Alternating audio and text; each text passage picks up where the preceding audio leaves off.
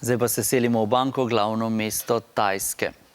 Obmorske države v jugovzhodni Aziji. Tam so že dober teden dni protesti, ki se jih je udeležilo več kot 100 000 ljudi. Sprva so potekali mirno, minuli konec tedna pa je izbruhnilo tudi nasilje. 4 ljudje so umrli, več kot 100 je ranjenih. Zaradi nevarnosti so zaprli 60 šol. Ljudje protestirajo proti predsednici vlade Yingluck Shinawatra. Zakaj? Podrobno pod lupo. Leta 2011 so Tajci za predsednico vlade izvolili Yingluck Shinawatra.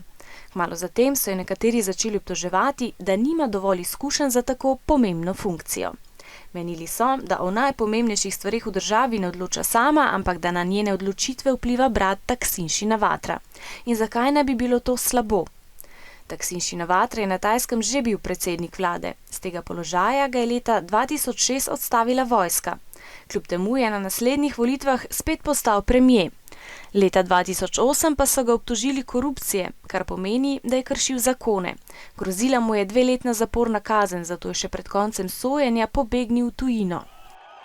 Torej, ljudje na Tajskem protestirajo proti predsednici vlade Yingluck Shinawatra, saj pravijo, da na njeno vladanje vpliva brat, obtožen, da je kršil zakone.